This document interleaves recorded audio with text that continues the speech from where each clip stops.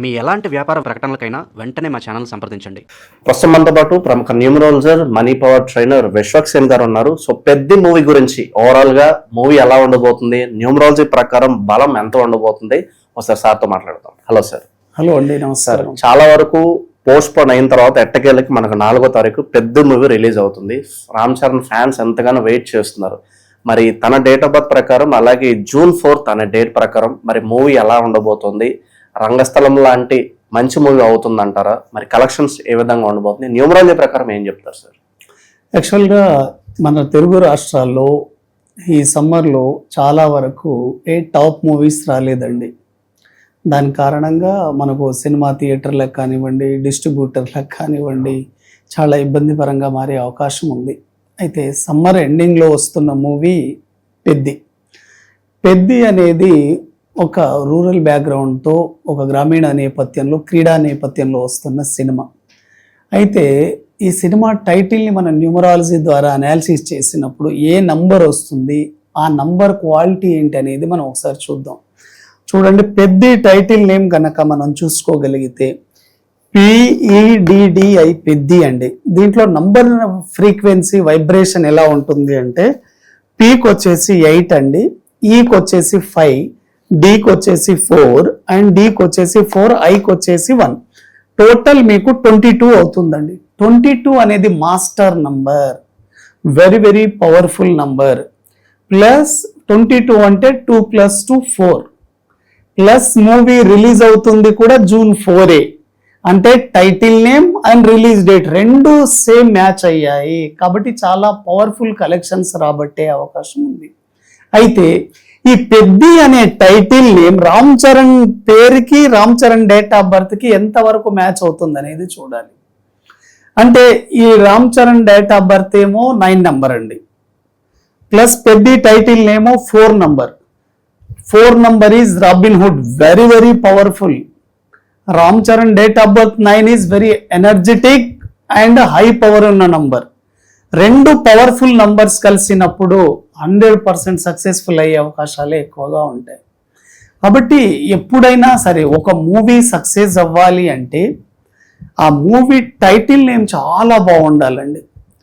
మన సౌత్ ఇండియాలో న్యూమరాలజీ ఆధారంగా టైటిల్ చూడరు, కానీ బాలీవుడ్లో ప్రతి నేమ్ కూడా న్యూమరాలజీ స్పెల్లింగ్ ఆధారంగానే చూసుకుంటారు. మనకు తెలుగులో బాహుబలి అప్పుడు కరణ్ జోహర్ అక్కడ తీసుకున్నారు ఆ రైట్స్ అని, ఒక ఎక్స్ట్రా యాడ్ చేశారు వాళ్ళు. ఎక్స్ట్రా యాడ్ చేసినప్పుడు దాన్ని 23 నంబర్లోకి తీసుకెళ్లారు.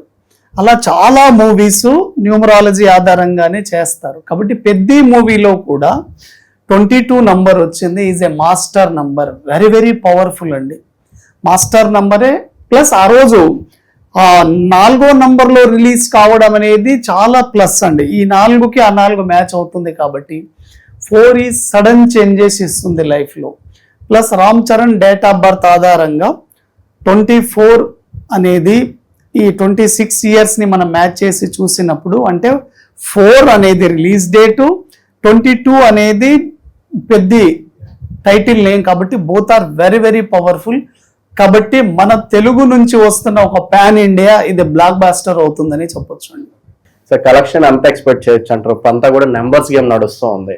సో ఎంత కలెక్షన్స్ ఎక్స్పెక్ట్ చేయొచ్చు అంటే మీరు చూడండి, గతంలో రామ్ చరణ్ మూవీకి వచ్చిన దానికంటే కూడా చాలా పవర్ఫుల్ గా మంచి గుడ్ కలెక్షన్స్ రాబట్టే అవకాశం ఉంటుంది.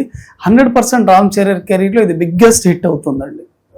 సార్, రీసెంట్ గా రామ్ చరణ్ గారికి ట్విన్స్ పుట్టారు, అండ్ అలాగే నెక్స్ట్ ప్రాజెక్ట్ సుకుమార్ తోటి కూడా ఉంది. So further upcoming futures films ఎలా ఉండబోతున్నాయి అంటారు రామ్ చరణ్? అంటే రామ్ చరణ్ గారికి మీరు చూడండి, 2024 నుంచి కొంత బ్యాడ్ టైం ఉండేదండి. 25, 26, 27, 28, 29 కంటిన్యూ 4 ఇయర్స్ చాలా చాలా పవర్ఫుల్ టైం నడుస్తుంది.